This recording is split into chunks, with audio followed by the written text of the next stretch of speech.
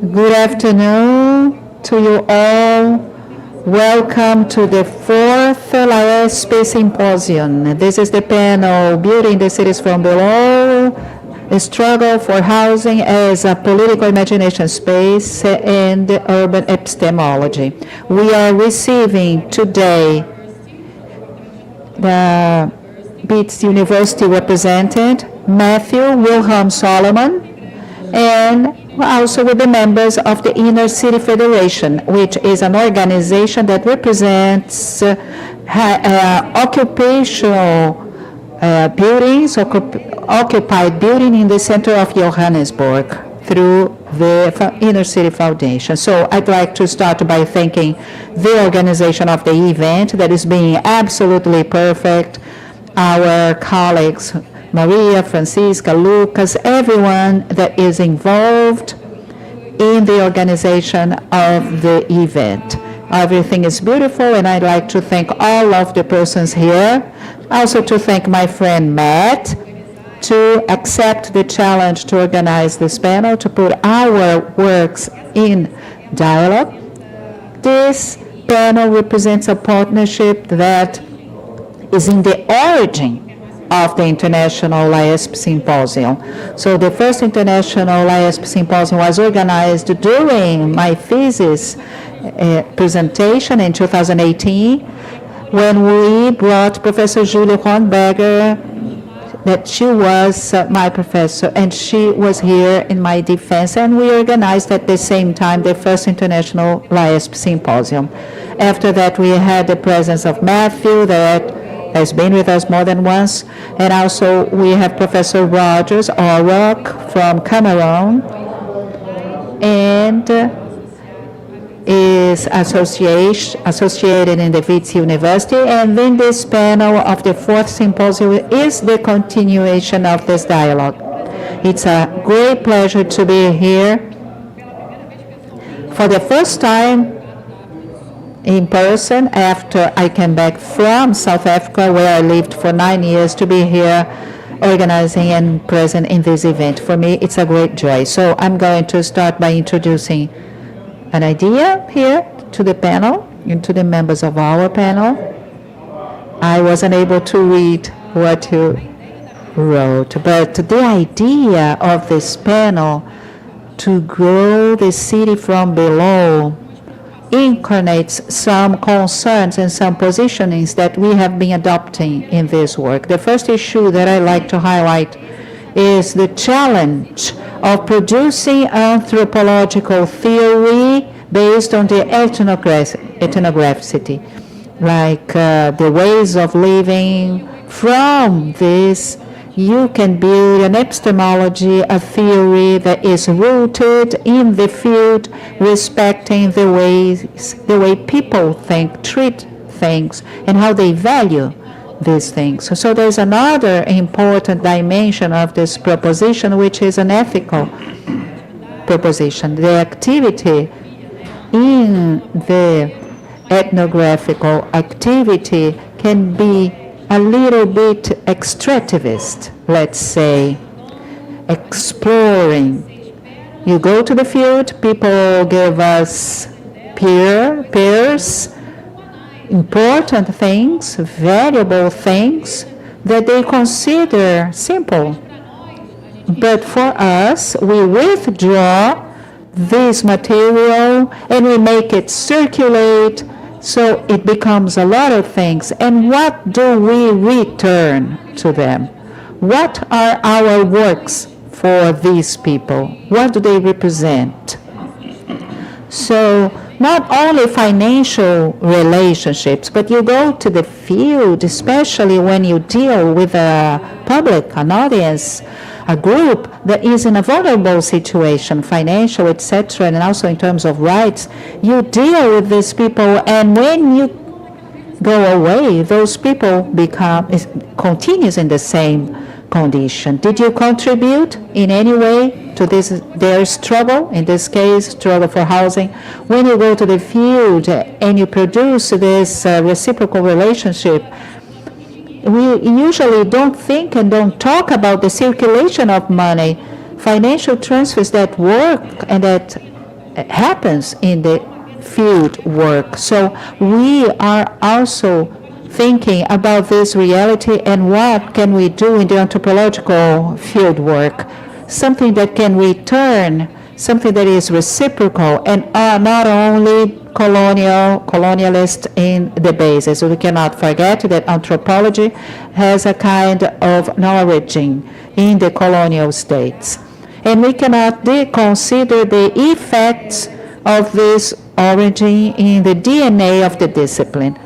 So a third dimension that is very important politically is the dimension of the search for a new language, a rooted language, to talk about our works, our researches.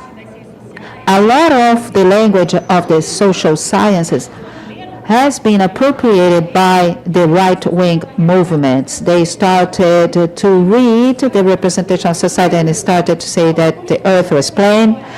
So let's build our story. So now I'm going to build my own story. So people read the social sciences and they started to use our vocabulary that was built in the social sciences against us to progress with some obscurantist, obscure agenda. And so the search for a new way of thinking, not only a new vocabulary, because the description is not only to speak or to write, it's a collective and political process. And we have to think about that. The idea is that the social movements, the struggles, in this case, can be a source for this kind of reflection that has this dimension of language, of ethics, and also epistemological dimension to produce theory from the ethnographic. So I'm going to start by introducing the situation of the field so that people can position themselves. I don't know how many of you know the story, the history of South Africa. Everybody knows apartheid and Mandela. Apartheid was a regime that was concerned about regulating the displacement and the permanence of people in a certain space so as to have them working and living in specific places. And of course they have to do it in separate places, each one in their own corner. So apartheid means separation, each one in their own place, so as not to mix, to have this racial capitalism as an structured regime. So in all Africa, but especially coordinating a structure for the labor, for the workers and mine workers, created a situation in which, for example, the center of Johannesburg, the center of the city, was a white area exclusively. So, of course, the black population could circulate if they worked there or if they had a special authorization. It was a kind of pass, like a passport, so as to be able to circulate inside of your own country. So while this place, the center of Johannesburg, was an exclusively white area up to the 70s, 80s, when the demographic transition starts to happen. So when was a white area? It was a paradise. It was an European city in Africa. So when you offer services in a non-universal way, it's easier to offer a qualified service because you're not offering that it's the same for everybody. It's for the privileged population. So this center worked very well. So with the end of the apartheid, the black population, were displaced to the northern part of the Johannesburg. So the center of the city migrated. A demographic transition was happening in a radical way, and the population went to the northern part with the richest suburbs. All the financial capital were moving to this area, and the center of Johannesburg became with this beautiful buildings of the golden age of Johannesburg. Johannesburg, up to the 80s, 54% of the gold richness in the world circulated in Johannesburg. The nickname of the city was the Golden City. So the empty buildings of this golden city with marvelous architectures, they were occupied by the black population. That from the moment in which the apartheid ends, they can access the city. They can live in the city. So the city started to be taken by this population. So the center of Johannesburg has this characteristic of being a kind of a peripheral area. But at the same time, it's the place where a lot of money circulates. So when Eduardo Rodrigues went to Johannesburg, they are not here, but Matthew explained to us, when you look at the buildings, we have a lot of retail services, retail products, stores. This space of the stores are very expensive.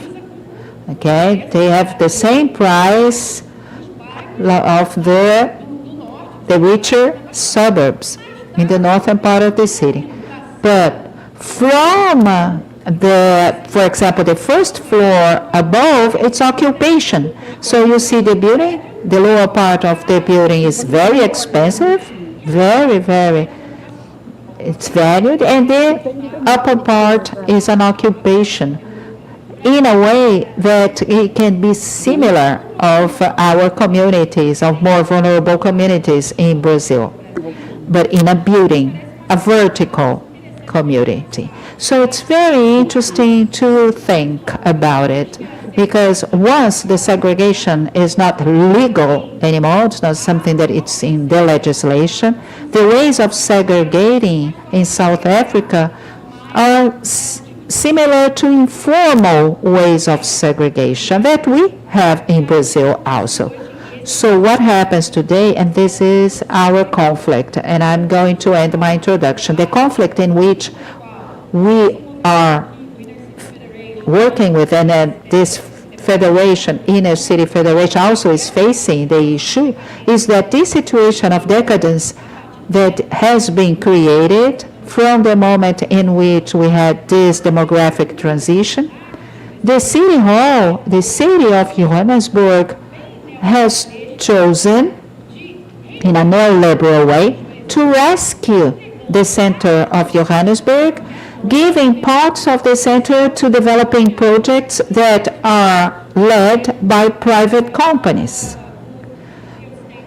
real estate agencies and companies.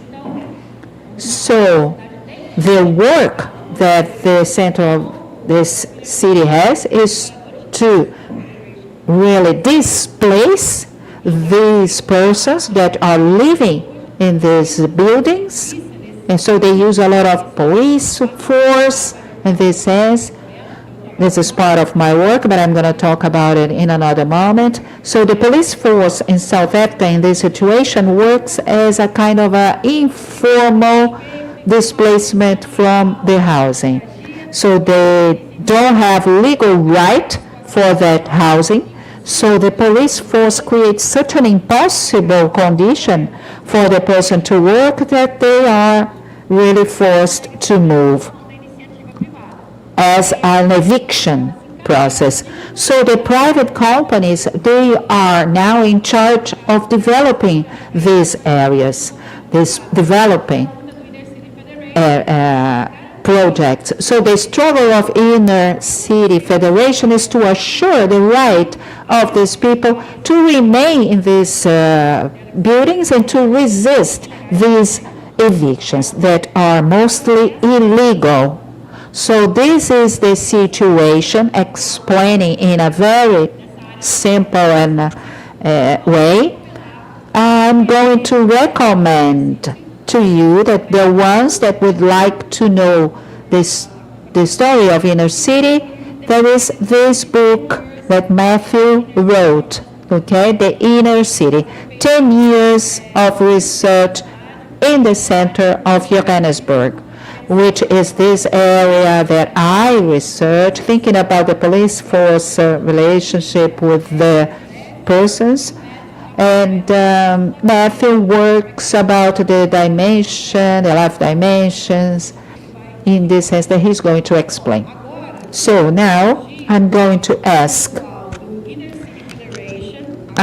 the members of Inner City Federation, because we're going to start the dynamics of exchanging microphones. You just speak. I'm going to pass the floor now to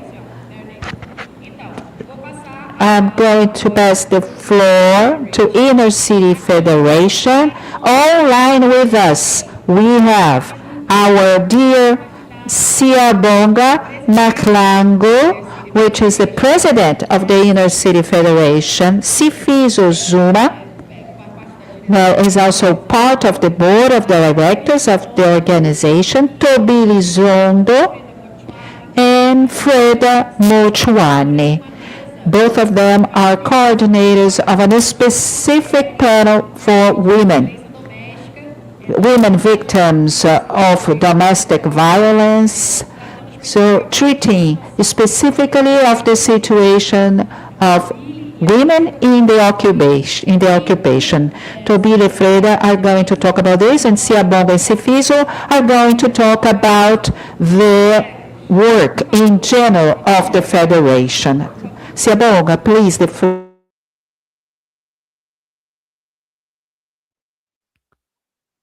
Thank you, Beth, for having us in this such nice discussion we think that it will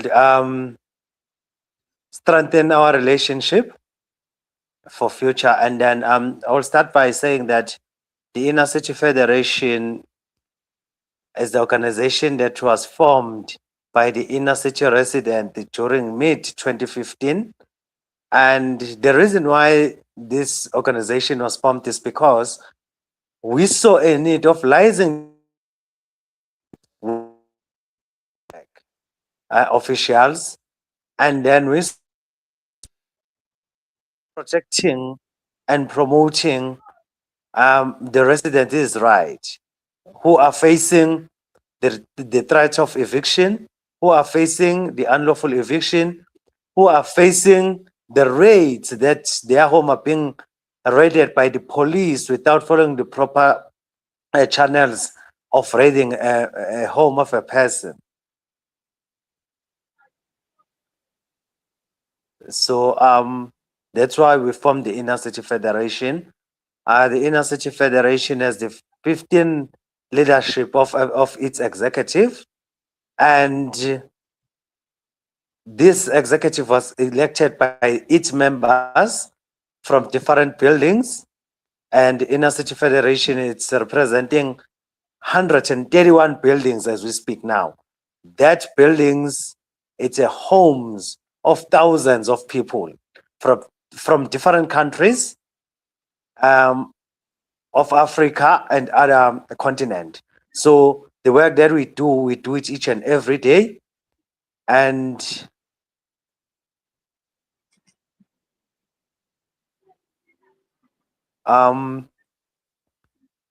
we have managed to take our own government to court for so many times, of which, if I'm not mistaken, it's about 60 to 70 cases against our own government, because what they are doing, it's illegal and it's against the law if they will evict people without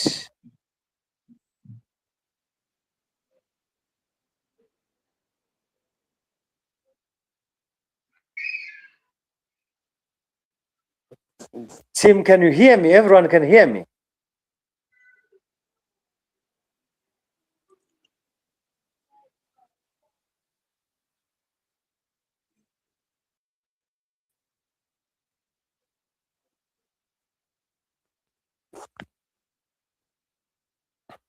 Lost.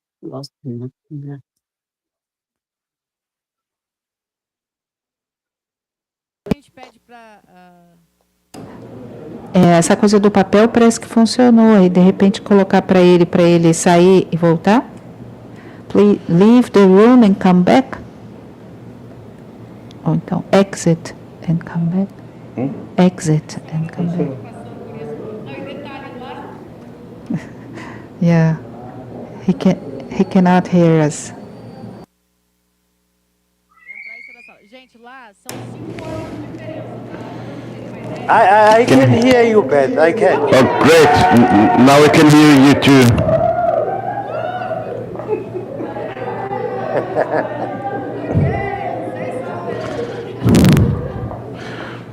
Tem que falar porque ele não ouve. We can hear you too now. Now let's go then. Please Okay, sit I down think there, that's fine. please. Okay. If guys you can't hear me, please inform me. I know that this is the new technology. Everyone is still trying to learn about this.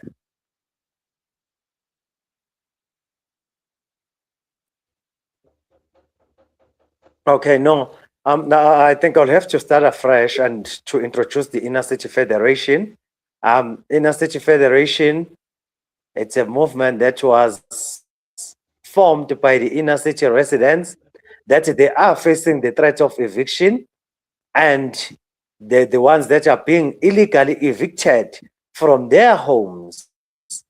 And as the inner city resident, we saw a need of collaborating and form this organization so that we'll share our knowledge and experiences, because there was no platform in Johannesburg where the inner city residents can share their experiences and knowledges of what is happening within their homes. And we started by engaging directly with the city of Johannesburg, and we saw that we don't succeed, of which we take a stance of taking our own government to court so that our rights as the inner city residents are being protected and promoted and being fulfilled as we've been promised in the Constitution of South Africa. So we came together, we formed this organization, and we are now representing 130 buildings within the inner city of Johannesburg. And we are speaking of thousands of people who are residing within these buildings. And we are also working hand in hand with different organizations like Abahlali Basemjondolo, Seri, Nelson Mandela Foundation, Ndifuna Ukwazi,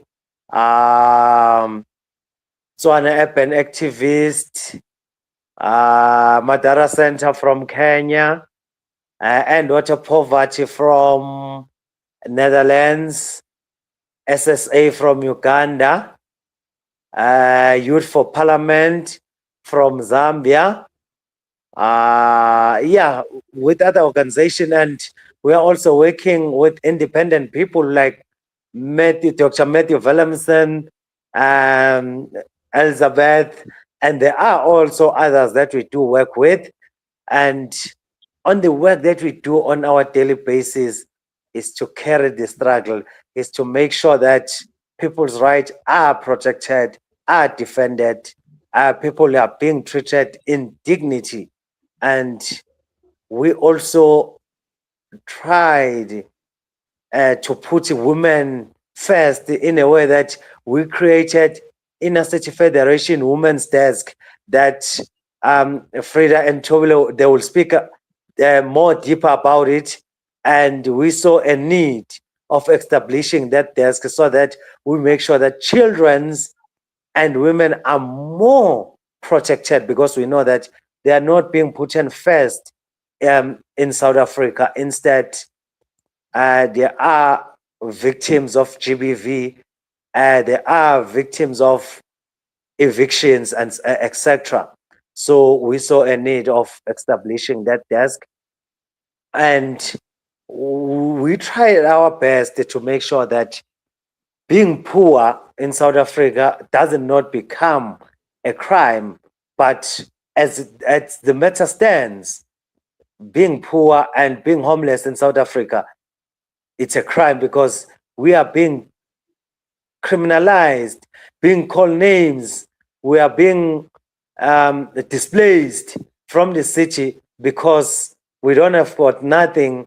We are earning low. Others, they are not even earning anything. They are earning zero. So that's why there is an Inner City Federation and other organizations that we do work with to make sure that no one is coming to our home and raid our home without the warrant. No one is kicking our doors and search us without following the proper procedure. No one is criminalizing us without following the proper procedure, because we are being called with different names. We are being called hijackers. We are being called foreigners. We are being called so many names that discriminate us as the residents of the inner city. So as the members and the Inner City Federation, we are fighting against those challenges that black and white and Indians and other colors and different races that they are facing. This organization, it's protecting all people from different countries. We don't work according to the race where you are from. That's why we are working with one of our amazing friend, who is she always taking care of us, but she's always there for us since we know her and living together with her. She's been there for us. She's one of us. She's visiting our homes. We are visiting her homes. She's open to us. So we are making sure that people like her and others, they are protected. They are being treated with dignity as long as they are within the country. Yes, we know that there is a promise in our constitution that says South Africa belongs to those who lives in it, but it's just a say, because we are not, we think that South Africa doesn't not belongs to poor people, regardless of race. But if you are poor, you don't belong to South Africa, in a way that you will be displaced and put in the townships that are not even well developed. So that's what I can, for now, say about the Inner City Federation. But I think we can say more during this discussion, and we know that we'll be learning something from you guys from Brazil, because we had so much about people from Brazil, and there are some other organizations that we know from Brazil. So I would like to stop there, and I would like to give the floor back to Beth so that she can channel this discussion in the right direction. Thank you.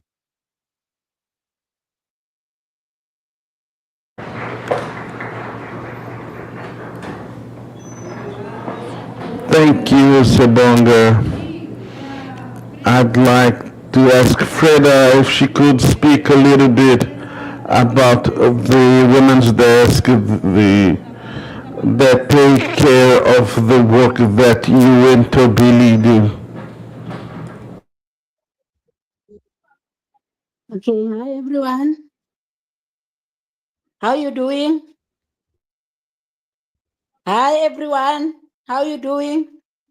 Yes, this is Frida speaking, coming to talk about ICF Women's Desk. ICF Women's Desk, it's a platform that was formed especially for women that around inner city that's been experiencing that kind of GBV, not knowing where to go.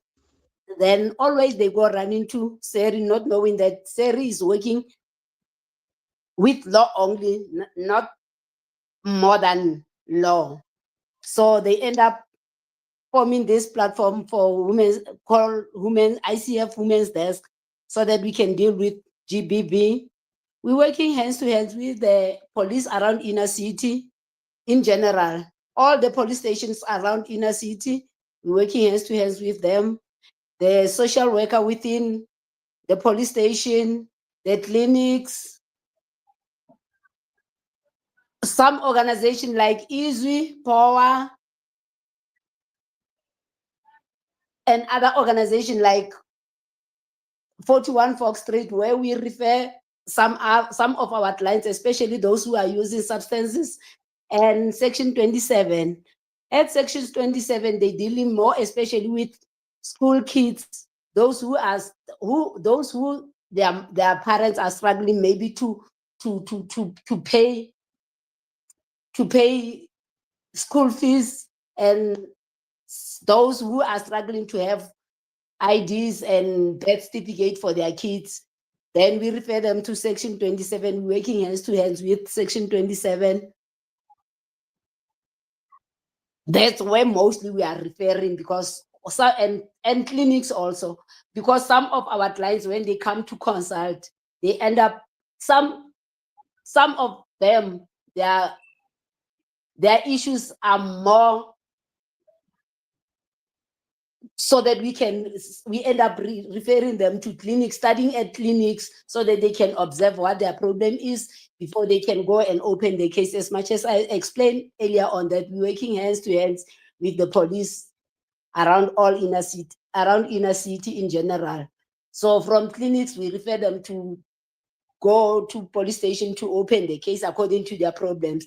And we're working hands to hands with the judge control, the detectives within the police station, because the detectives, they are those who work with the cases, and we make follow-ups, because when our clients, they open the case, some of them tomorrow, they're going to see the perpetrator roaming around the street, not knowing how did their case end up. So we make follow-ups within those police station to within those detectives, and to control judges. We make follow-up and ask about how did the case goes for them to see the perpetrator roaming around the street, so that that our clients can be also satisfied about how did their case end up. And again,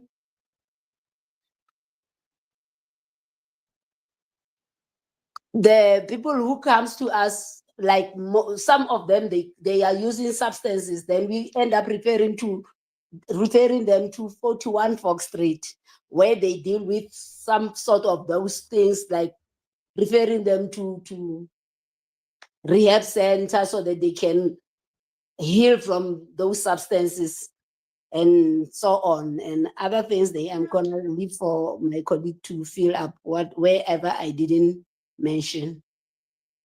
I thank you.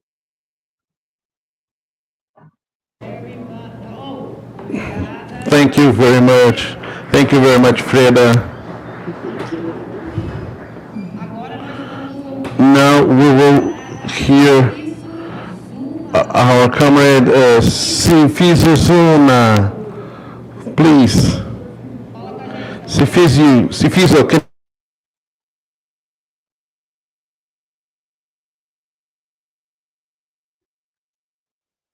can you hear us? You have the floor.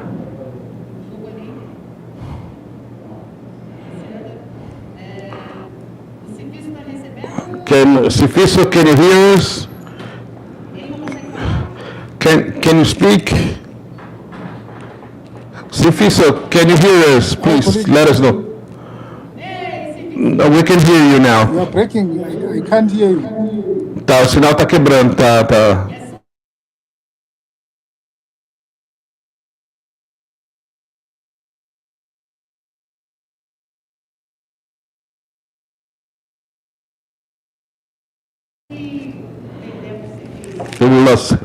Sifiso.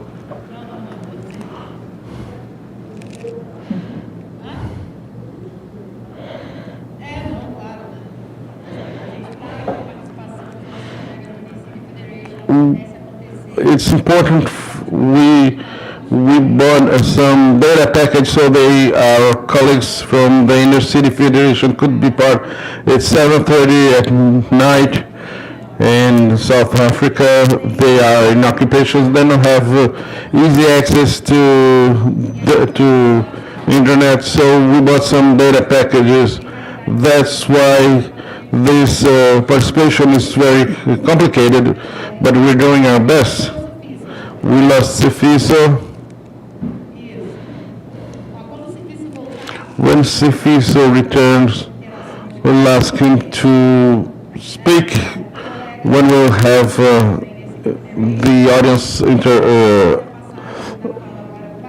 participation. Now I'll pass the floor to Professor Matthew Wilhelm Solomon from Wits University from the Anthropology Department, so he can speak about his work.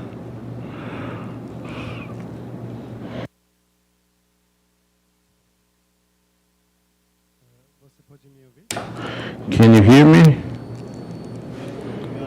Thank you for LASP, Len and Beth for the invitation from my colleagues of ICF. I hope that in the future you may be able to visit Brazil as well. I'll present a part of in the book of Shubandam. It's called the Johannesburg Laws of Metropolis. It's an old book, but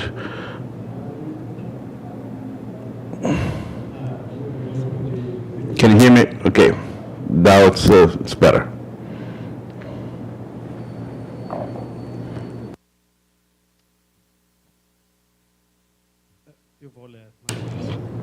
So I'll read it.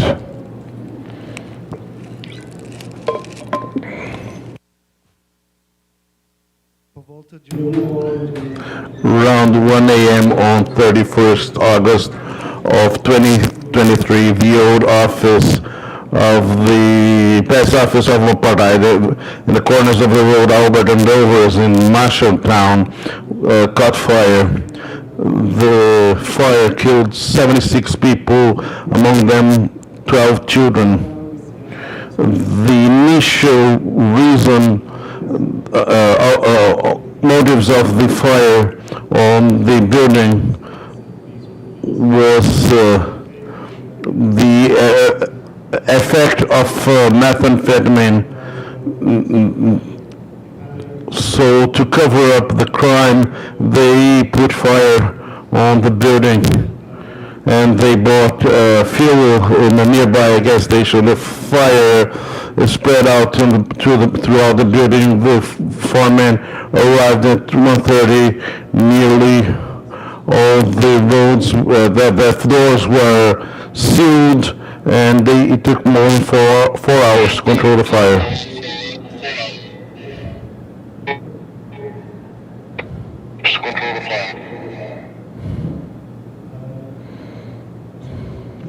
Can I carry on? On September of 2025, only 6 days after the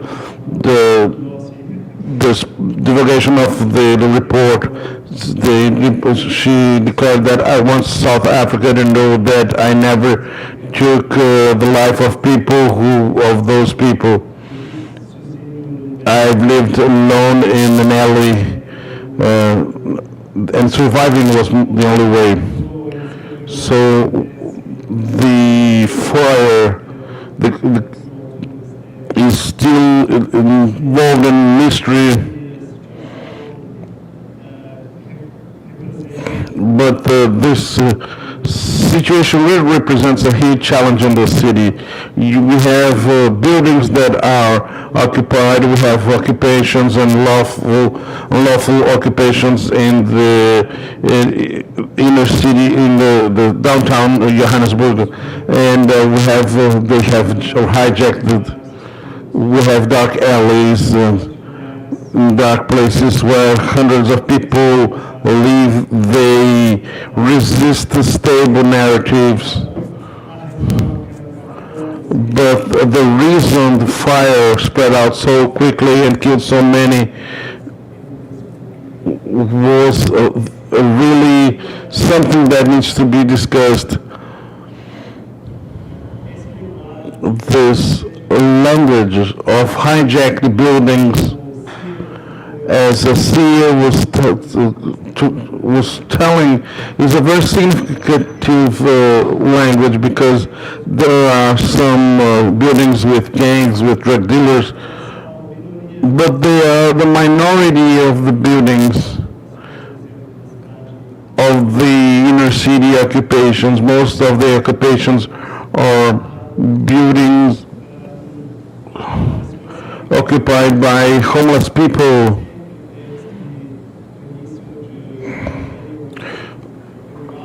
And there's this language of hijacked language, or of hijacked buildings, that is not the whole reality of the area. So, what really caused the fire? We have several conditions. The building was inaugurated in April 25, 1954, nearly 40 years before the first democratic elections. In 1996, it was the City Hall of Johannesburg used as a female shelter. The contract was terminated in 2008, and the building was occupied in several other people. That this is the building after the fire.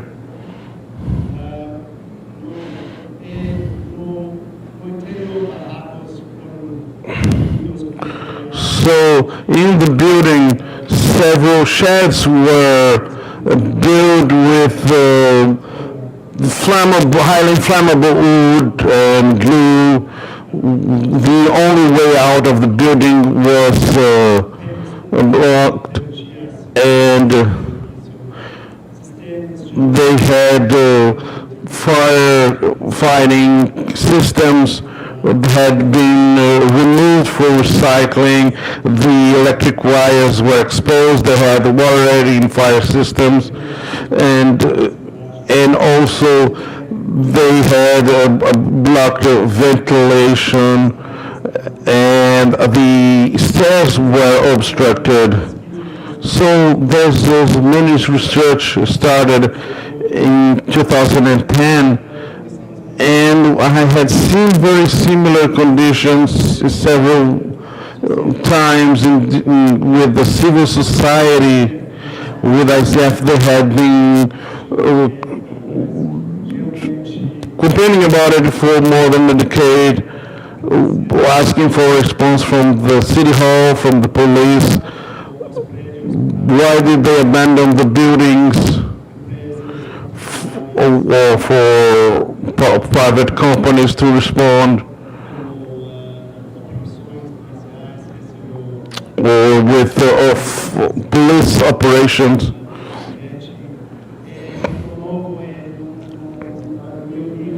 In my book, I wrote about several fires.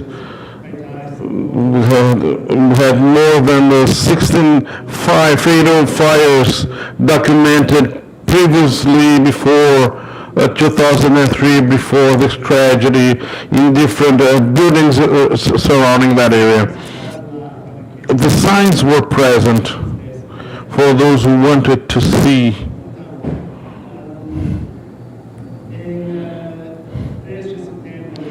On September 2, 2023, I visited the building after the fire. The building was surrounded.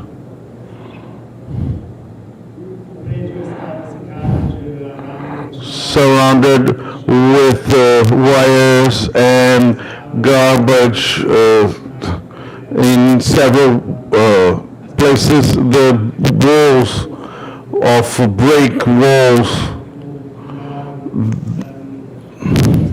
they were showing the concrete parts of the building. There were groups in the sidewalks, and people really shocked. We had Muslim women distributing food from private cars. The response of several politicians of the city was to try to blame the dwellers, the occupants of the building.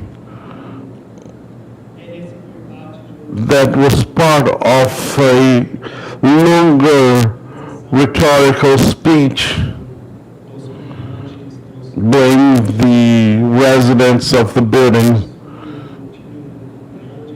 South Africa had a huge deportation program and a speech of xenophobia, but within the occupations they had South Africans and foreign people. After the fire, the media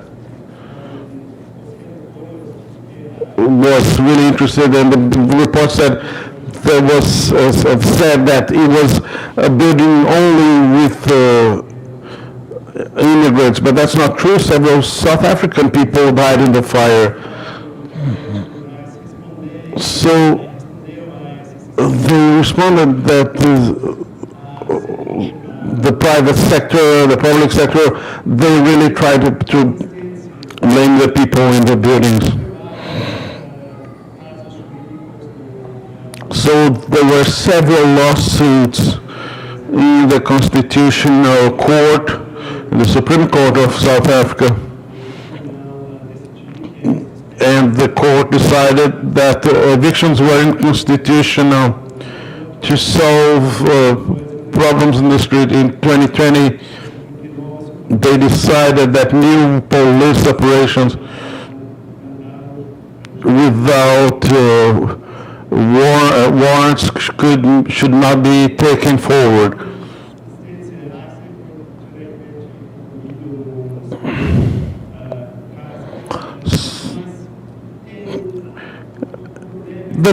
Actually, the problem is that South Africa has strong rights and rules.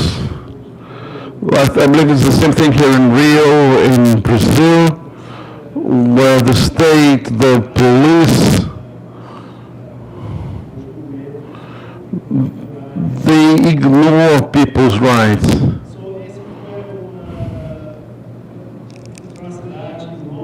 This was a huge atrocity, a huge tragedy, and it was part of a long process. But it's also a kind of reproduction of an apartheid process where black workers were responsibilized for several situations. So it carried on this past, bring some ghosts of the past. In my book, I've documented several evictions, police violence, private security, the red lances,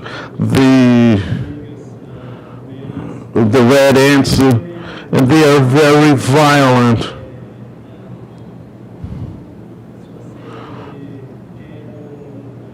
And people always lose their belongings, they lose money, generally there's violence.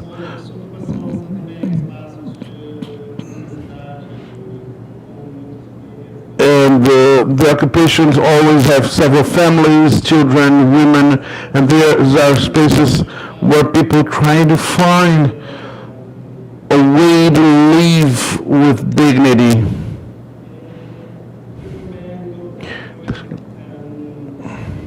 Also, I wrote in my book, in the beginning of the Inner City Federation, about the process, the beginning, the narrative, and I tried to document people's lives, people's families during some years, but also we've organized some workshops where people could be taking part,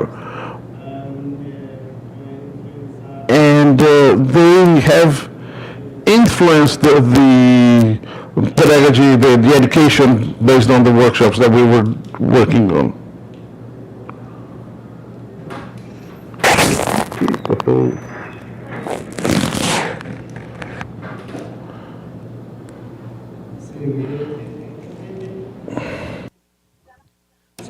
So a resposta de Alberto foi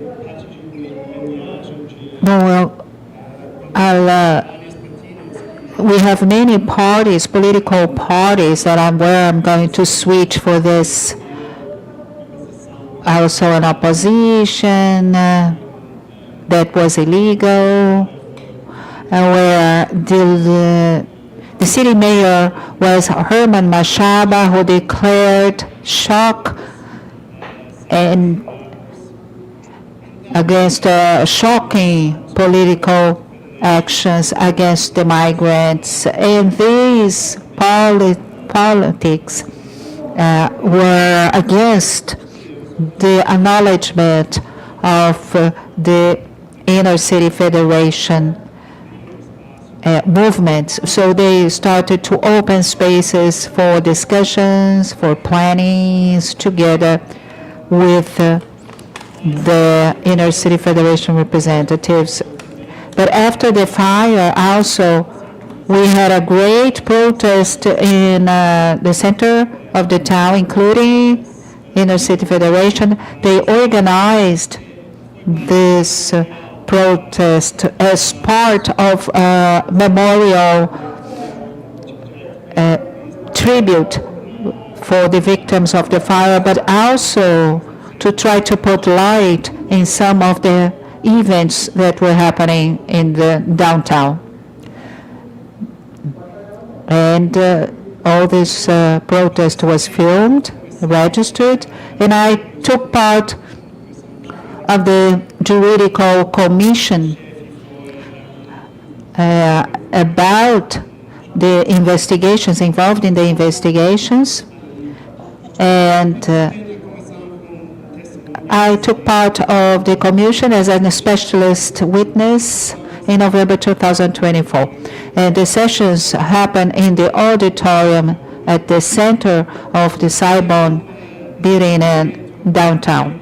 So, of course, there was a strange feeling and a contradiction also between that elegant auditorium and also the persons that were there. And it wasn't registered. It was the media didn't talk about the events. There's almost nothing that we could reach and could have as because it's an expectable policy. And so during the process, we didn't have access to a lot of material. So many activists investigated specifically the building and also about the occupation, and it was part of a background that was necessary to understand the conditions that took to the fire, that led to the fire. And also they presented as evidence, a lot of evidences, so assuming a new form as a juridical objects. They also tried to connect the point for the affidavit in this process. It was a very particular situation that was out when they tried to transform the city, downtown city, and all the experiences of intimacy, grief, and everything in a legible form for a legal process. So this is very important for these epistemological and ethnographical debates. How can we represent the complexity of life in the center of that city in a legible way for the media or for a juridical process? Because otherwise it's something very easy to happen. For example, Gary Gillespie, an anthropologist, who is my colleague, is reflecting about her own experience as a member of the commission. So when you work in this kind of field, how can we implicate our work, our written work also in these processes, and how can it also influence the social policies, because of the complexity in the ethnography can be used also in other processes. But at the end, if you don't have it registered, if it also was presented in the commission talking about the experiences in the center of the city. And now I'm going to read the words that Siyabonga used, but he can also talk about this experience. But in general, the commission and the results of this commission as a report was in favor of our perspective. The commission accomplished an investigation that demonstrated with no doubt that the crisis was and they found out that almost 80% of the buildings presented the risk for fire. But it's very important to say that the report is in accordance with our perspective about this work, hijacked buildings. So that this part of the final report, the investigation demonstrates without doubt that the emerging crisis is not due mainly to hijacking of buildings, but to a complex interaction between extreme poverty, critical lack of housing policies and projects, and also generalized systemic failures. So the investigation also concluded that this crisis is not due to the hijacking of the buildings. So this was very important because the struggle in the inner city federation of the persons who live there, the residents of this area, was recognized as legitimate.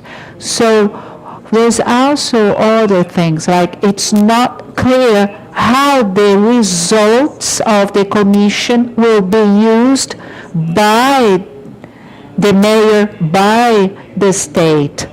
We still have a struggle of the movements for anthropologists and others to see, and also the movements as Inner City Federation, to see how can they assure to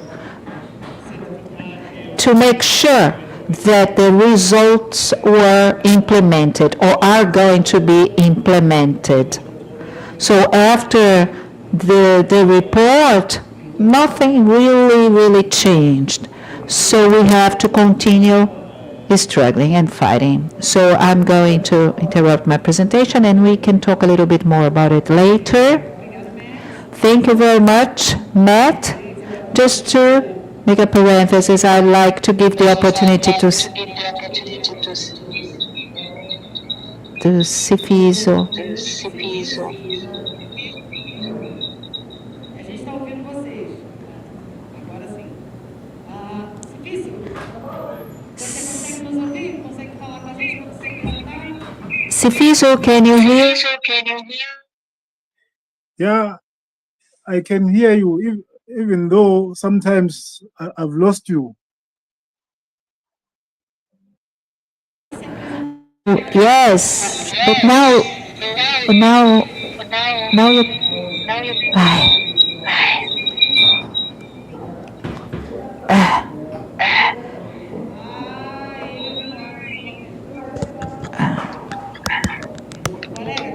But I can hear you now. Sim, pode falar, camarada.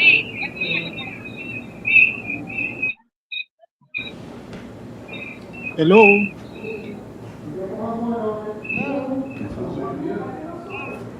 Can you hear me? Yes, you can speak. You can speak. You can go. What do you want me to speak about? Ele está perguntando o que você quer que ele fale, sobre o que você quer que ele fale. Nossa audiência e fala do seu trabalho. Introduce yourself to our audience and talk about your work. Okay? Introduce yourself and talk about your work. Okay, my name is Oh, Ok. go ahead, whenever you want. Eu acho que ele não está recebendo muito bem. Zoom. I think my colleague he spoke more about our work. But what I also want to add about the work that we are doing on those buildings that we are working on, we usually encourage our clients. We usually encourage our clients to select committees onto those buildings so that it should be easier to communicate with them if there's a committee, because it's not easy to communicate with everyone among the buildings. That's why we always told the communities that they must select the committees. What I also want to mention, about the raids that are happening in the inner city. Today, early in the morning, around 7 o'clock, there were so many police where I'm staying. They were looking for alcohol, but it was not only where I'm staying. They also go to other places where they were looking for alcohol. But where I'm staying, I managed to stop them because they wanted to enter to my home. But I asked them about the search warrant, because the colonel who was in charge for that operation, I managed to speak with him because he was also present on that time. Then after our conversation, they've just left without entering my home. But I don't know in other places, or they did manage to enter the people's home. That's what I've experienced today, because I thought the raids are not that much, but I think now they are back to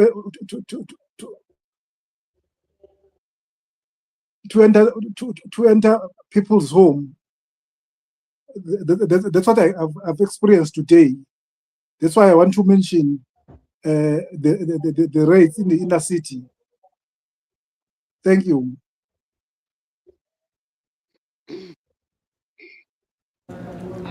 Thank you, Sifiso. Tobili, você quer se apresentar? Tobili, would you like to introduce yourself? Tobili? Enquanto a gente tenta recuperar a família, queria dar só contexto para essas falas.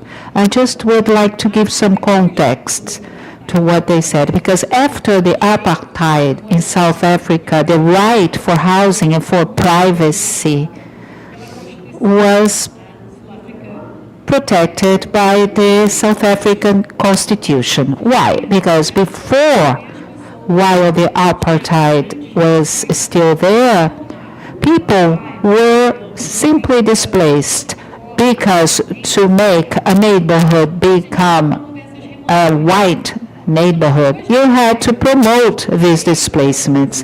So after the apartheid ended, the right for housing, the right for being in the certain place was protected by the legislation. But once the center of the city was occupied, and this mayor, his name is Herman Mashaba, he decided, of course, to regain the control of the city and to fight violence and etc., and gave this part of the city to the private sector.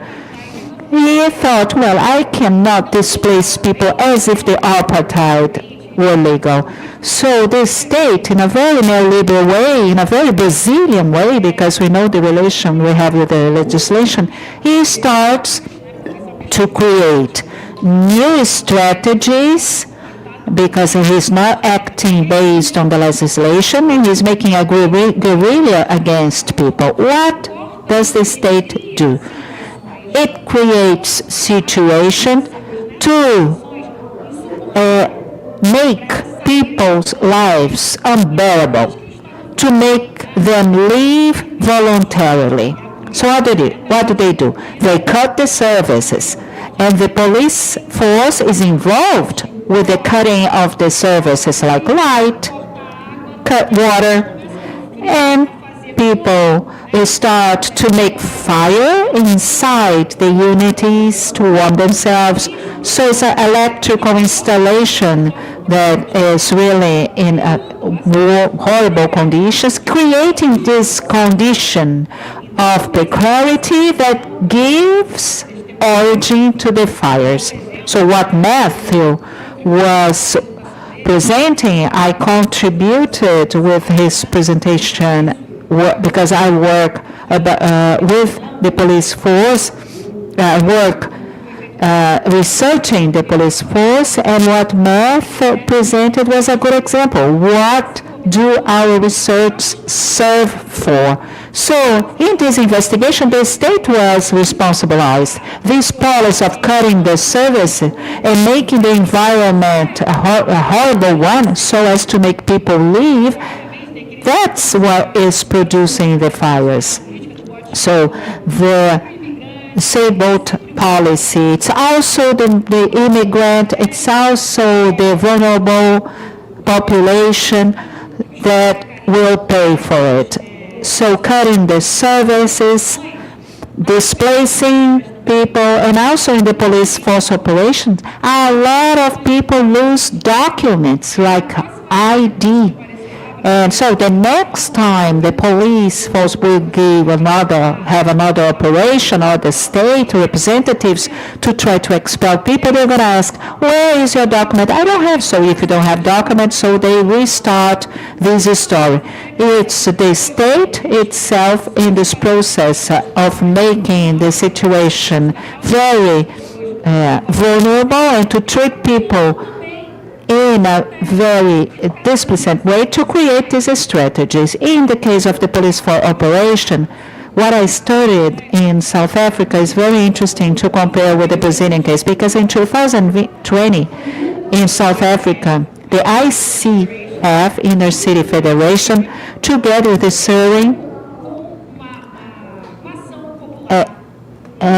started a popular suit against the state, questioning a group of 39 police operations that happened in the center of Johannesburg.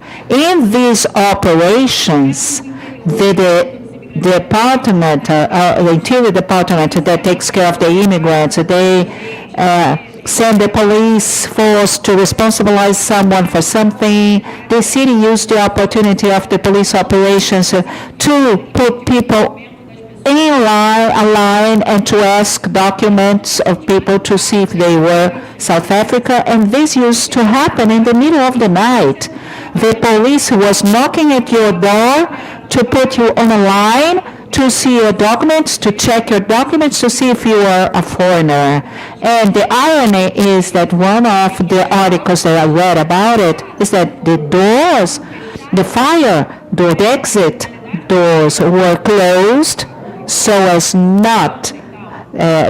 to avoid criminality. It was also to avoid these police operations. So to avoid to wake up in the middle of the night with the police pointing again to your face.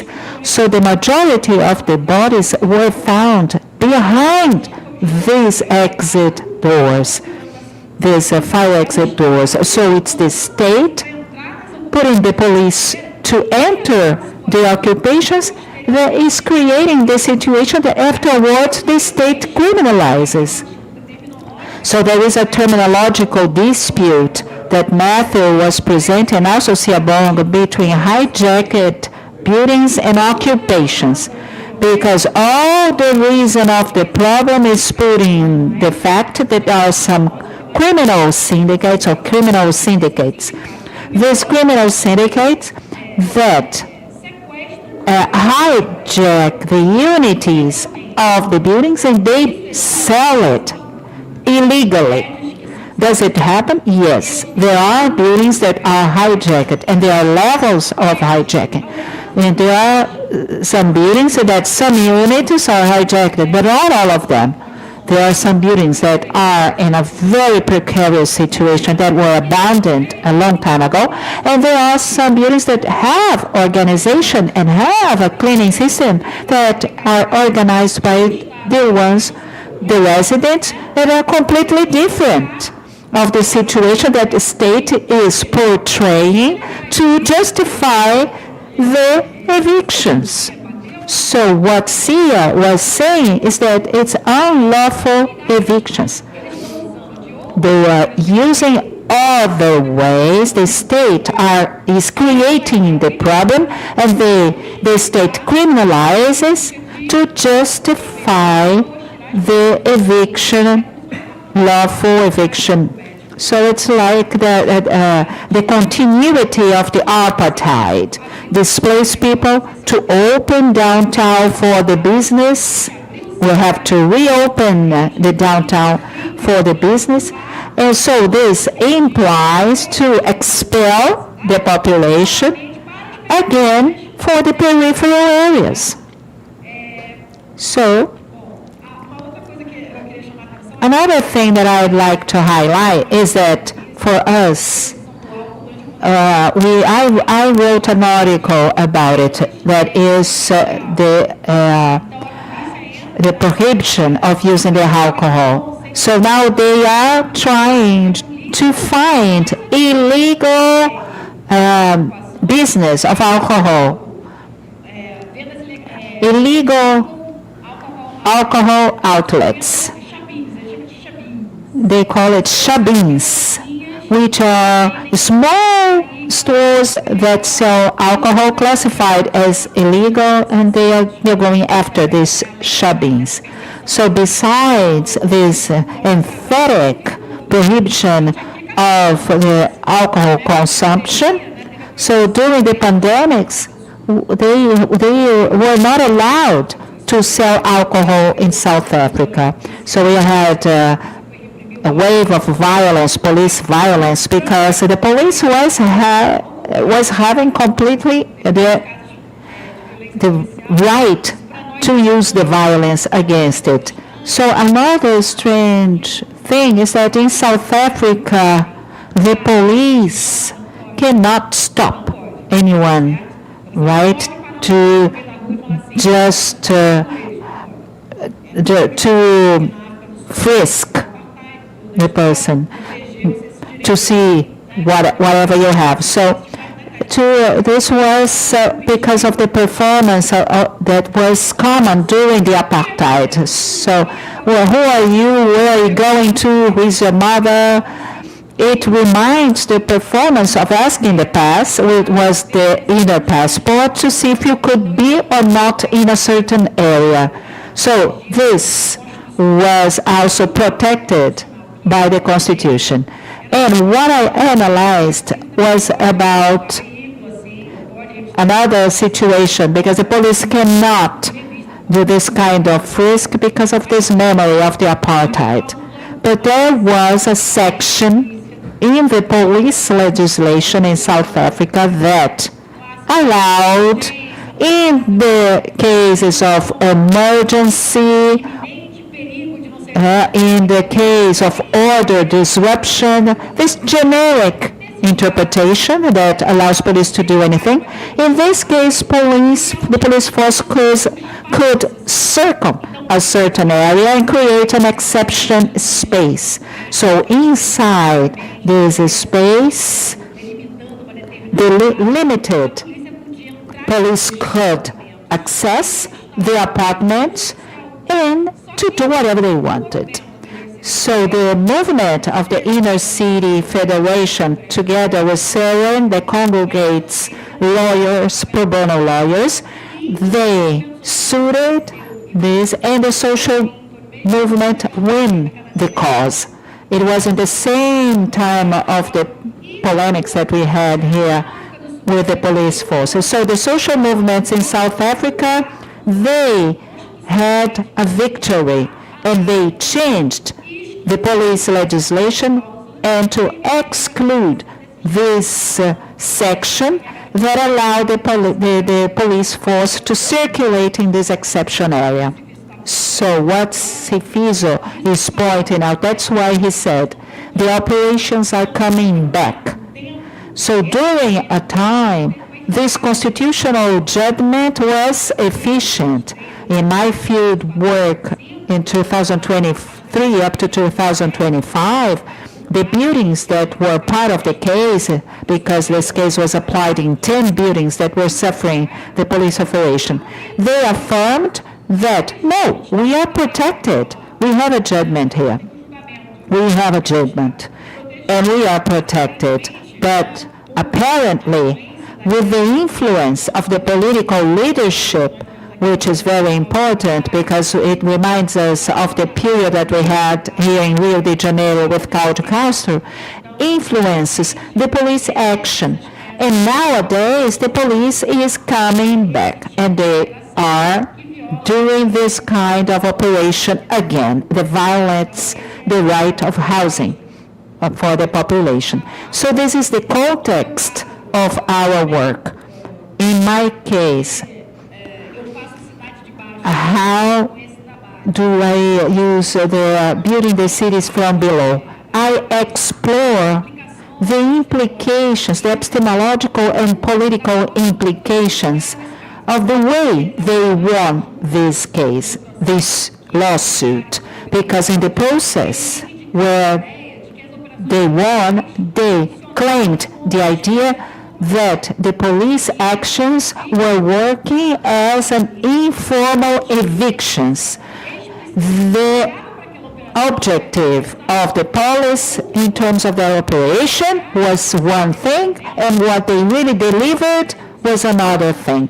So these police operations were informal evictions, and as I understood this, I started to work with these police, working in the urban infrastructure. The police has to combat the crime, has to, of course, work against the criminal actions, but not in this kind of work of urban infrastructure. So the police is cutting services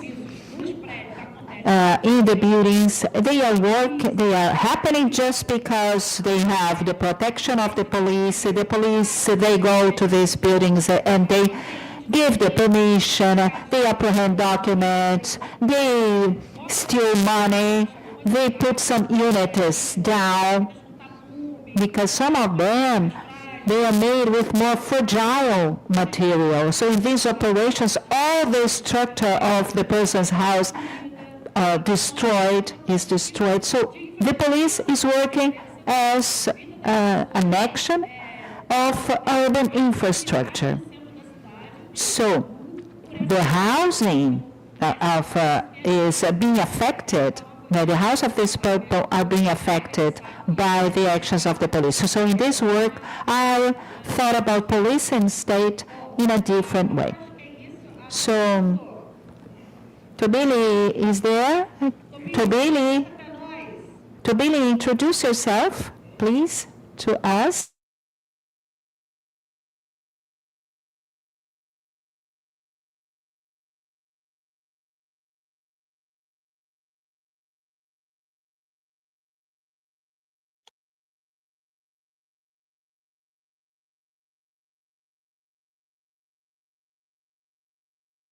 I started doing the work with Tabila and Freda about women in inner city and security strategies within inner city. And one of the protection factors that we have been explored and is their church. I've been going to their church, so they're part of the evangelical church that is in an occupied building in downtown Johannesburg, and I went there, and I went, and also I went to the activities they do. No, can you see? No, we cannot see. So let's begin our debate.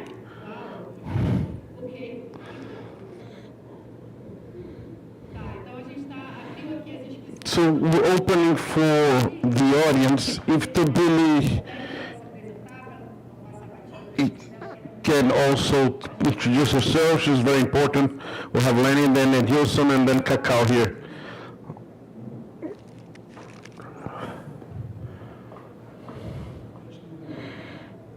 I think I have to go forward. So first of all, good afternoon, everyone. I'm Lenin. I'm last coordinator, professor of the Public Security Department. I'd like to thank Matthew for being here, coming once again. I know it's not easy to leave your home, going to another country. It's really exhausting. Thank you so much. And also I'd like to thank the members of Inner City for the time and interest of being with us to discuss these issues. And I wanted to bring briefly a few experiences. I did some field work in Buenos Aires between 2007 and 2009. It was 1 year doing my field work. It was divided this time. And it's very similar to what we have. It's in terms of building occupation. I think that Edilson is going to talk about it. We have several buildings in Rio and in Niterói that are occupied by populations that they don't have a place to live, and they're part of a strong movement, which is the homeless movement. We have a minister of the Lula government, and he is a leader of this movement, Guilherme Boulos. Today he's the minister of he's one of the ministers of the government, some chief of staff or something. He's a young person, an economist, but he's really linked to this movement. But here in Rio, it's very strong in São Paulo, but here in Rio, this movement is strong as well. And this group is really different from the invasion category, which is different from the landless movement, rural movement. And they started disputing with the Brazilian elites. We have an occupation because we have buildings or lands in the rural areas that are unoccupied, and these things need to be occupied to have a social commitment, as it needs to have a social role. In Buenos Aires, it's not a lecture, but is just sharing an experience. In Buenos Aires, I saw a different phenomenon. People were occupying buildings, but they were called the casas tomadas, taken homes or taken houses. And another interesting phenomenon, which were the factories, and they called recovered factories. I think that what inner city does is really interesting because, in my point of view, is recovering the city, recovering houses that were abandoned by those who always exploited the black people, as in general, as we call it in general, the black population in South Africa, and through a resistance movement, they let these places to have a social role. So started seeing this phenomena both here in Brazil and in Argentina as well. And when I was there in South Africa with Matthew and Eduardo, I saw how it's a huge city, it's an amazing city, very beautiful, and they live under the speech of unsafety. There's the speech that people cannot circulate, walk around the city because it's not safe. So it doesn't allow the city to produce solidarity. So it's something that neoliberalism is placing as a blockage in the sense. And as Matthew said, with this neoliberal configuration and with the private police, these red ants, it's working a way that you cannot recover the city totally. Thank you. Now, Cacao, good afternoon. I'm not going to ask about technology now, but I wanted to ask two things. First, it was a debate that we started having in the group. What is the hijacking? What is occupation? If this category, how it is for us? Is this a legal category or a category of the occupation that are called hijackings? What does it mean, this building hijacking?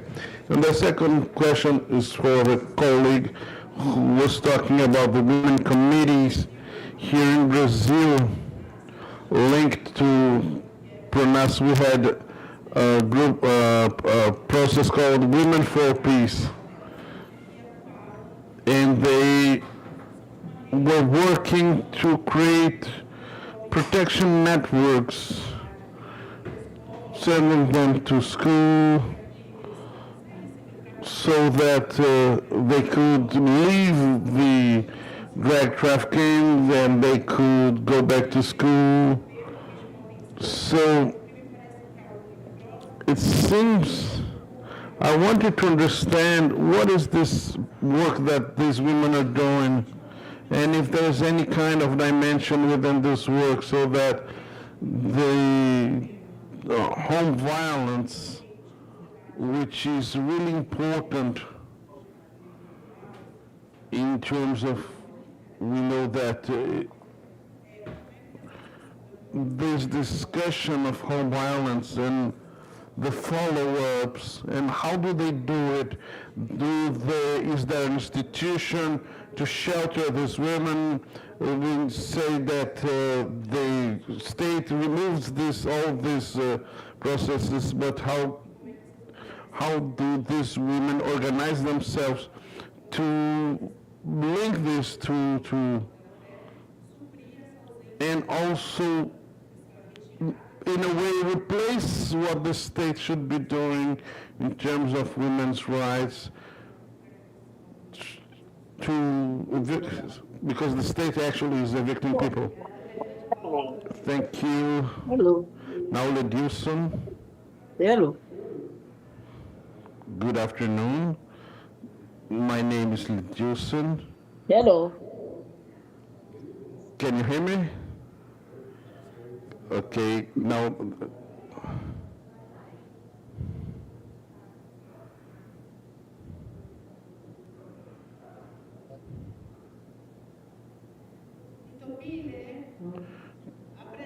Tabile, introduce yourself, talk about your work. Tabile, can you hear us? Tabile, can you hear us? Hi everyone. Yes, hi everyone. Hi everyone. Can you hear me? Go. I'm we okay. Can hear you. We can hear you fine. I don't hear you properly. Yeah, ela não está ouvindo a gente muito bem.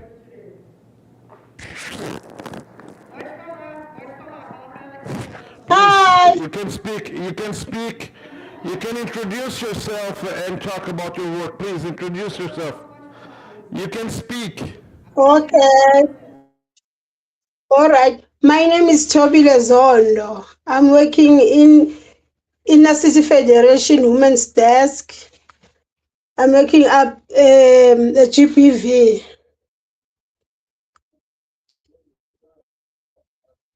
You hear me?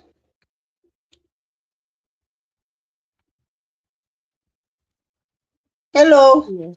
Yes, we can hear. Yes. Oh, all right. We're working on GPV, special a woman. We're working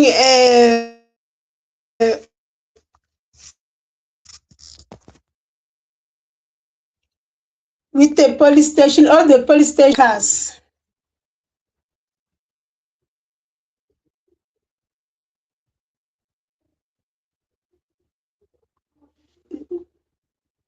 Okay. We're working hands on hands with the social worker in police station and the police and the station commanders. We're working hands to hands in abahlali basemjondolo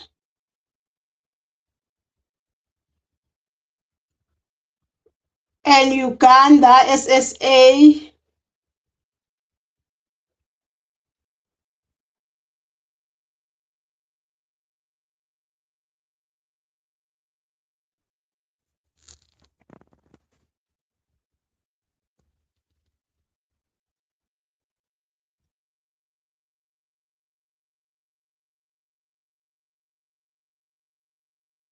Feedback so soon.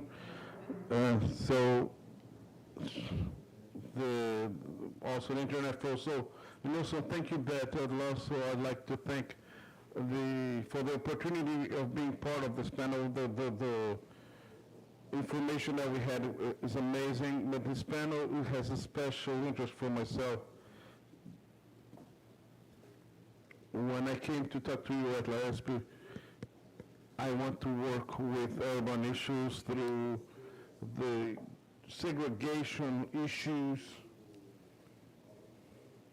I talked to Lenin, and I wanted to work with the slums, and we started thinking about occupations, and because I wanted to work with the slum tenement and study that. And I already have some answers. When you talk about the whole process that poor population is going through in Johannesburg after the apartheid, I can only think about my dynamics of gentrification. during the apartheid, the Johannesburg downtown was, after the apartheid, the black population goes back to downtown region, and the white population goes to the north region. And together with that, there's a process of impoverishment of services, and the law enforcement is tougher on the poor people. So it looks like there's an urban militarization in terms of political geography. So you really call attention that there's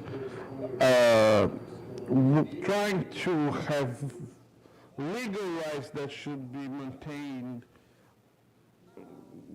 rights that were conquered after the apartheid. In the South Africa Constitution, is that something that is similar? Lenny was talking about social occupation. Here in Rio, here we have a principle in our Constitution through the Statute of Cities, which is the social function of property. Here in Brazil, the social function of property is a mechanism of protection.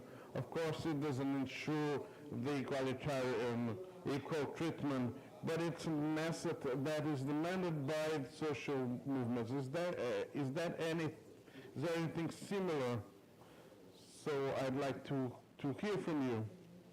Thank you, Lediuson. Ludmila is going to ask once again, and then we'll have these 4 questions. 4 questions, and you want to answer first?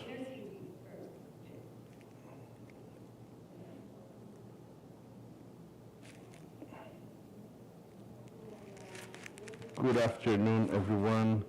I'd like to thank you. I'm Ludmila, professor of SP. I'd like to congratulate you and Betty in the city. And I'm going to piggyback in all the questions because they really highlight our concerns. First,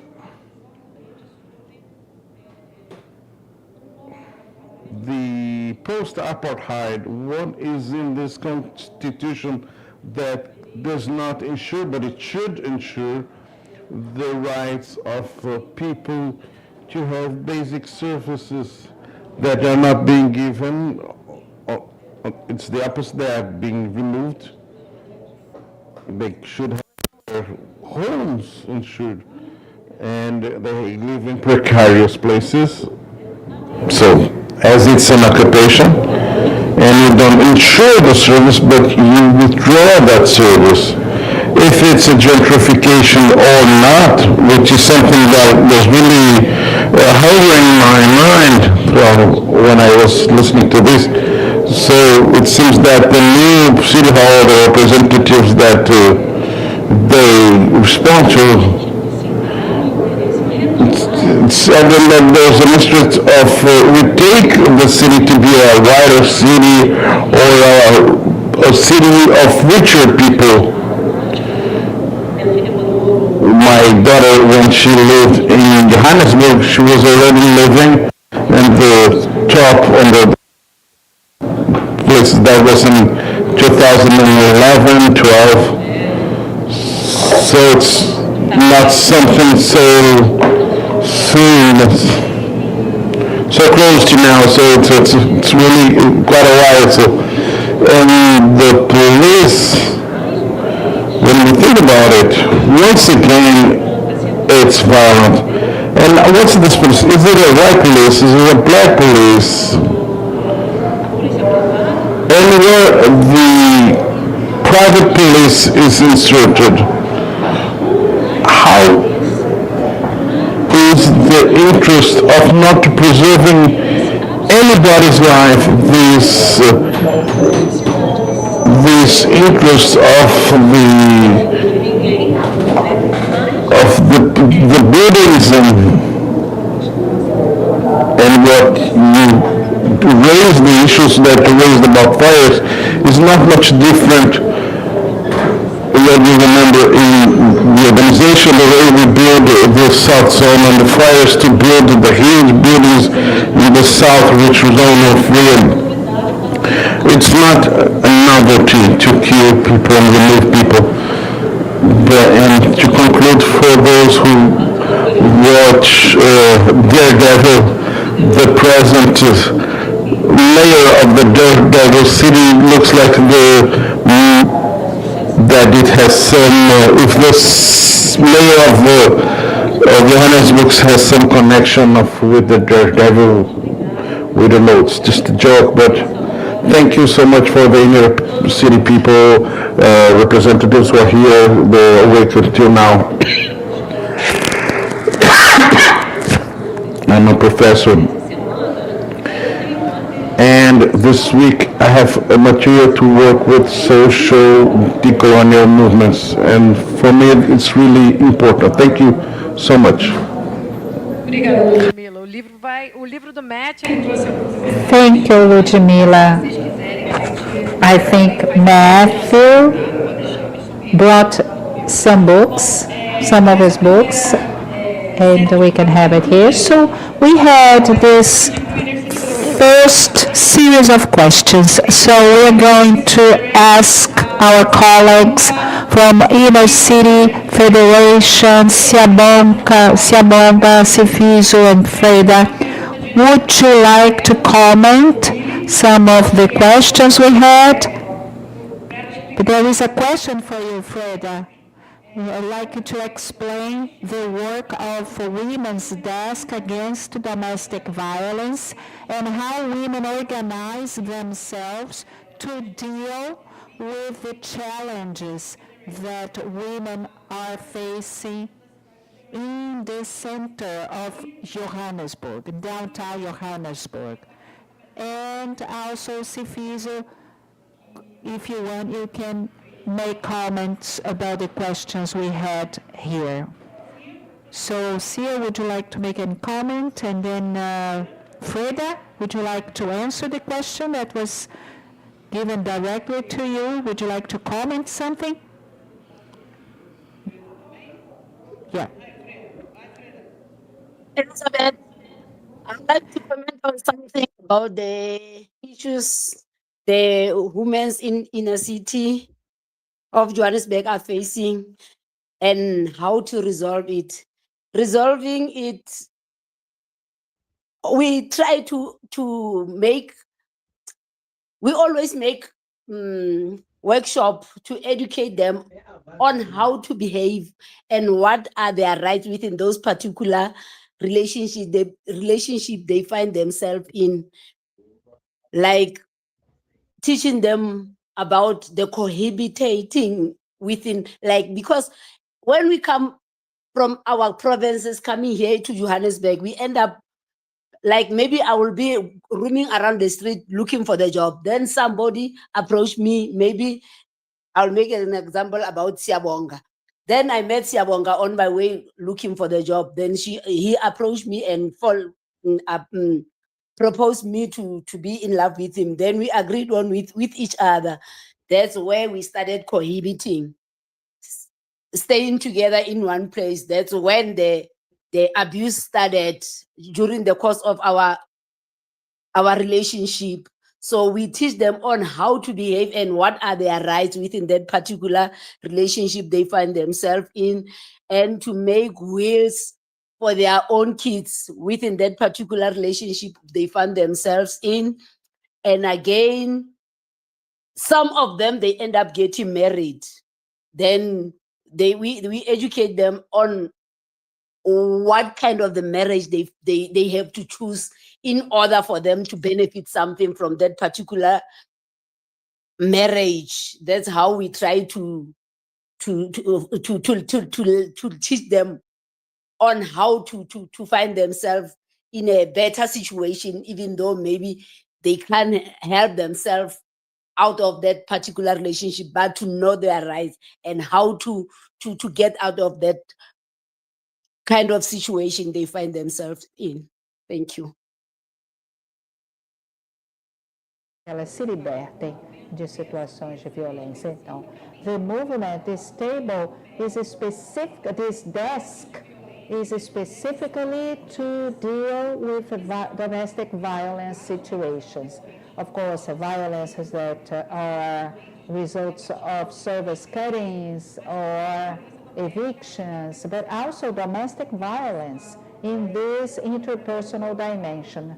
So their work is really important because women, they refer to Tobili and to Frida because they are references, and they try to get information about the kinds of services and the kinds of rights that they have. Sia, would you like to say something? Comment the questions or say something? Thanks, Elizabeth. Yes.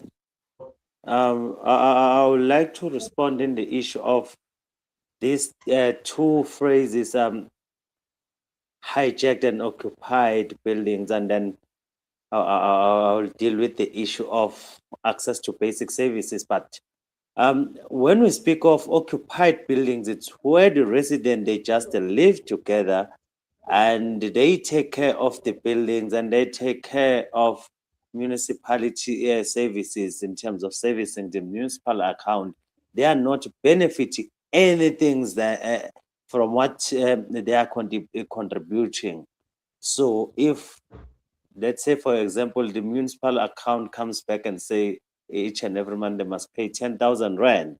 So they divide that by each unit that it's within the property, and no one is going to be left with any cent to benefit from that money. All the money will go directly to municipal account. But when we speak of the property that is being hijacked, according to the city, they misinterpret this phrase because they are saying the occupation are hijacked buildings, while we are saying that hijacked building, it's where a criminal syndicate will come and demand the monthly rental from the all resident, and that money will go to one person, and that person is the one who's benefiting one or two people. Then they are making money out of something that it doesn't own, and they are benefiting out of that. So I even said to them that according to me, you can't hijack an immovable property.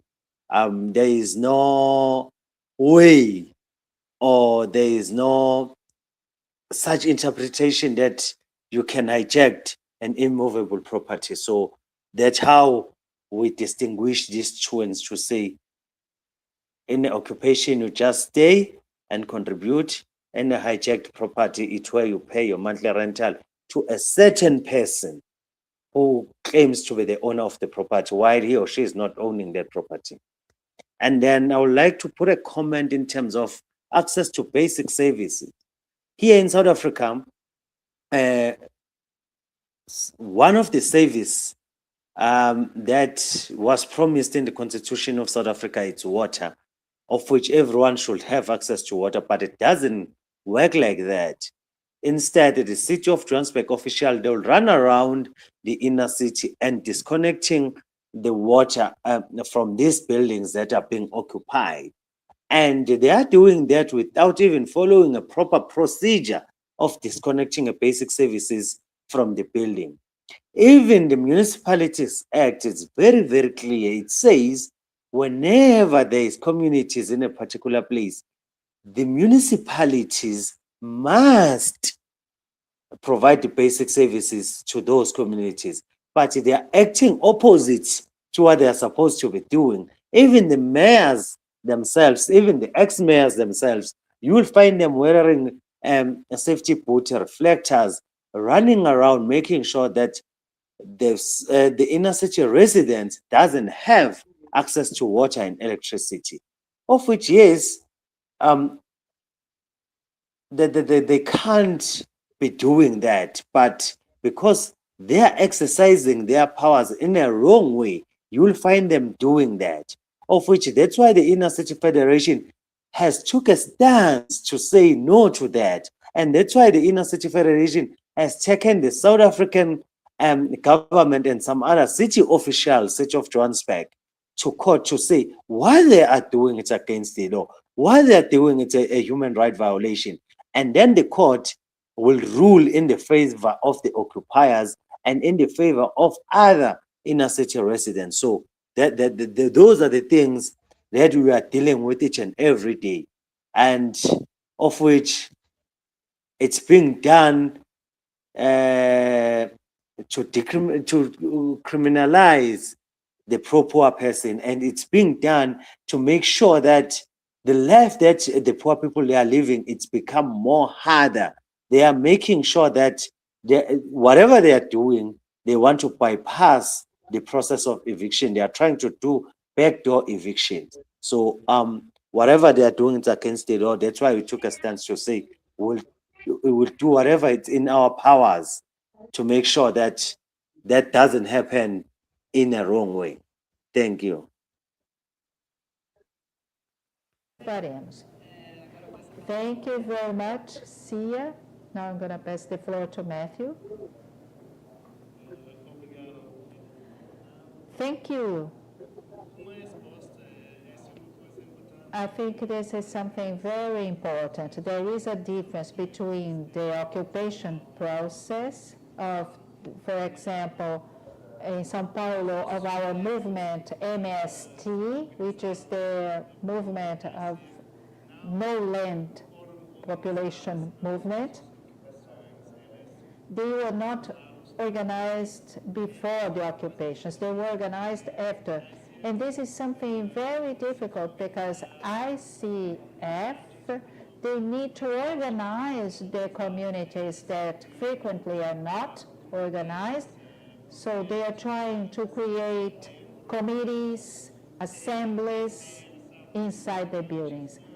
And they are working with the population even before the occupation.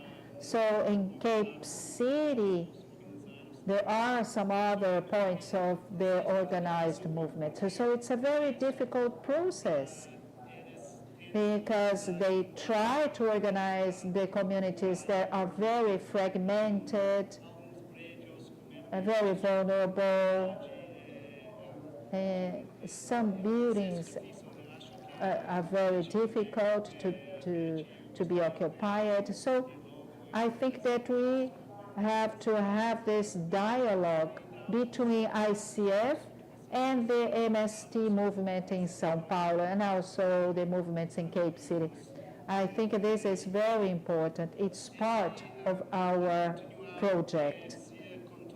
To continue what Cia said about the word hijacked building or occupied building, it's not a word that is usually used. It's because I made a research about this. This terminology appeared in 2003, 2004 in the media, a popular terminology that the politicians were using to apply to all the occupations. But of course, there are some of these occupations that were controlled by gangs, but most of them, they are not controlled. It's a minority. So the problem is the media, the city hall, the mayor, they use this term for all the buildings without making the difference because each building has a history, a typology, an infrastructure. So they gave us as a way to justify the police evictions and the evictions they were making. The paradox of this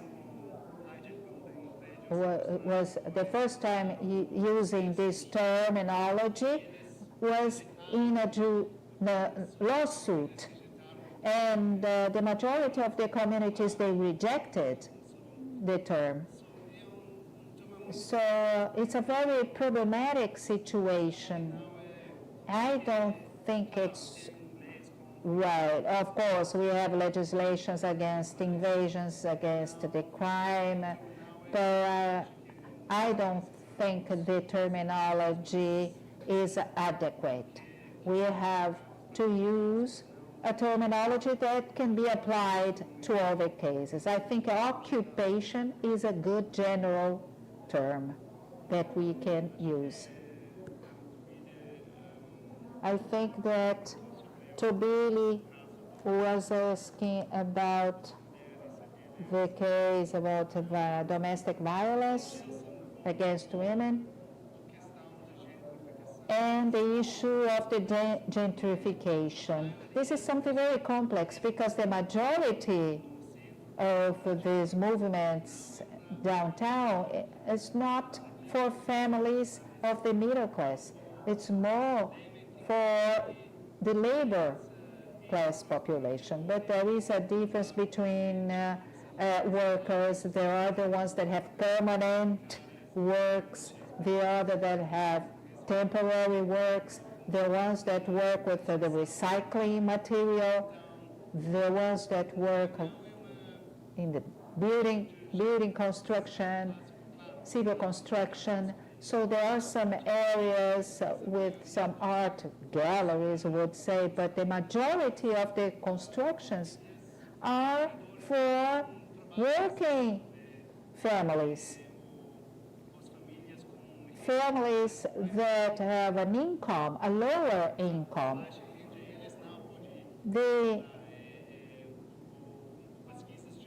Some research of the city found that around 30,000 families that cannot access the formal housing market. So the majority of this population, they don't have access to this formal housing or social housing, the state housing. So it's a complex situation. And the question about the police. Betty could talk a little bit more about the police, but the majority of the police force is they are black, and also there was working in the security. In Johannesburg, they have a great black middle class, but the structure of the apartheid is continuing. Whiteness is not only about the skin, it's a structure of power. So there is something in South Africa that has changed, but the apartheid and the spatial structures, they are continuing. The land structures, the white population is still possess the majority of the land and the majority of the richness in the country. But of course, we can see that the structure of the apartheid is continuing. And there are something to assure the right for the housing right. But the state has the obligation to have this progressive development. It's not the right that they have now, it's the right that they will have in the future. But this is a problem because the Constitution assures the right for a property, being against the evictions, but at the same time, it's not what is really happening. Jason talked about the social function. We don't see it in South Africa. There are some activists in South Africa that would like to think that this rule in Brazil can be applied there, but not at the moment. It doesn't exist in the same sense in South Africa. So let's open for another round of questions. Anybody would like to ask questions? Or can we conclude? Maybe we could conclude. Lenny was talking about the Johannesburg experience when he went there. One thing that really calls our attention is that you don't walk around the streets. The only place that is really, there's really movement is where it's considered dangerous, which is downtown. So in a place where there's no circulation restrictions, in Johannesburg, there's no public light, there's no public poles, so at night it's really dark. So when it starts, the night starts coming, people don't walk around, there's no public transportation because it's very precarious. It's a city that breathes separation. They cannot separate it anymore legally, but there's no public transportation to reach the place. It doesn't work all the time at night. There's no light in the streets, or it's very precarious, very poor. So also there's the securitization speech. The first thing that you hear is where you cannot walk around. We wrote a paper, me and Professor Lennon, where we've discussed the circulation dynamics. It's called The Places You Shouldn't Go To, because it was the first thing that I heard, the first information of social navigation to live in Johannesburg was to learn about the places where I should and shouldn't go. And when I was walking downtown, you said, okay, on this side of the sidewalk you can walk, but on the other side, it's not very good. What? That sidewalk on the other side of the road, yeah. That's not sold now, so I cannot ensure your safety over there. So the experience of the city is really fragmented, and the only place where you go walk is the place where people consider it dangerous. So where people can circulate freely is the place where people perceive that as a dangerous place. And also about police, there's an interesting characteristics because the South Africa police suffered the most, the boldest process of reformulation when the apartheid was ended. Everybody was retired. The whole command of the police was retired. And then there was several mechanisms to deal with the racial imbalance of the police. These commanders of the police, they founded the industry of private security in South Africa, which is the biggest in the world. So this movement of reforming the police founded a parallel structure of private security that is the biggest in the world. And I was wondering, what does the police do? Because there's nothing like the police here of Brazil. Those who do rounds in the streets are the private police because they have equipment, they have small armies. The wealthiest, the place most well equipped are their small army, and people don't call the police. My mother-in-law lived in one of these places. One day she disappeared. Nobody calls the police. We called the private security company. They activated, they launched the PBA to search my mother-in-law, and they talk to the police because people don't have contact with the police. In townships, you have some society groups, organized groups that care of situation. There is a lot of lynching. Police, they don't do an extensive rounds. And also in the colored suburbs, which is, it's a mixed race.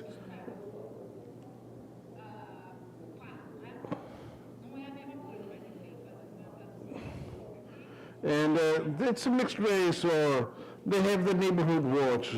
So they don't have the police, they have the neighborhood watch, the community, the dwellers, the inhabitants get together.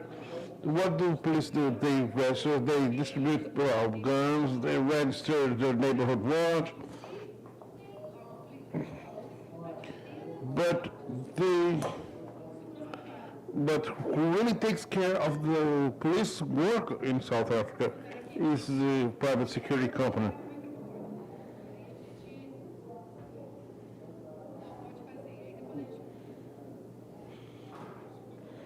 Based on what you're talking, in South Africa, you have this neighborhood watch, and you have this gated community. It's not like the ones that we have here in Bara, vertical or horizontal.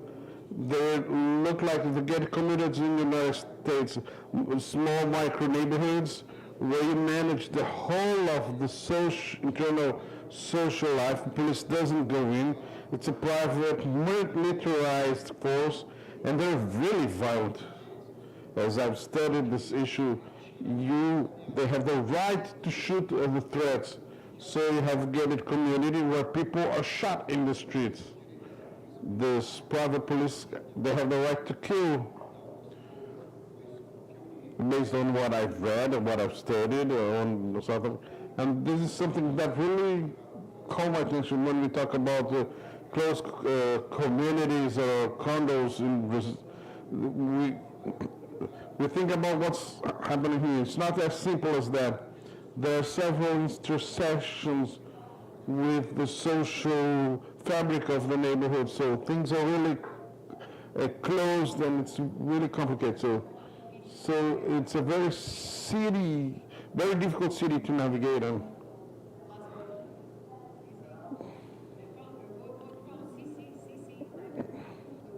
Really confused about so many different languages here. So Freda is there, or yet Shabonga, Sifiso, Jabili left. So we're concluding our panel. I'd really like to thank you all for being here, for your patience, all the technical issues that we had to make this conversation available, but we really wanted to include our colleagues from the Inner City Federation. Thank you, Matthew, for being here, for the effort and the work that we developed together. Thank you for the Inner City Federation colleagues. If we're not for the Inner City Federation, it's so hard to navigate in the city. Our field works wouldn't have happened. We have this that without access to the field, there's no anthropology. So based on securitization process and mechanisms, it's really impossible to walk around downtown. Matt and myself, we are white people. We are Umlongo it means white people. People Umlongo, I was walking there. We are white people. We cannot walk in the city downtown. No, really, no, that's not possible. Don't do that. And our field wouldn't have happened if you were not there. Tobili, Sifiso, Freda, Siabonga, we owe our work to you, and we'll always try to find ways to repay that, so that we can learn with these movements to propose our theories and do science in the academia. So thank you for the organization of the event, Professor Lanning. Thank you so much. See you next time, and I hope that we'll have a next symposium of lesbian that we'll have in South Africa. We'll have a new South African panel. But wait. I'm thinking about the future already. But tomorrow, I'm talking about the future. A new South African panel, because it needs to be a tradition. So tomorrow the event will carry on. We'll have two other panels where Angela Baptiste, our colleague from Birmingham, will be presenting in the morning panel. Indicators of social impacts of research, a new methodology of research that will be adopted by campus, and he's part of this. He's going to share with us firsthand how this methodology of social impact and how we prove this in our research. And in the afternoon, we're going to talk about opportunities in Birmingham. So if you're thinking to go to UK, come in the afternoon, because we're going to talk about these opportunities, and it's going to be very nice. Now we're going for our coffee break. We have actually it's a closing coffee break of the day. So thank you very much.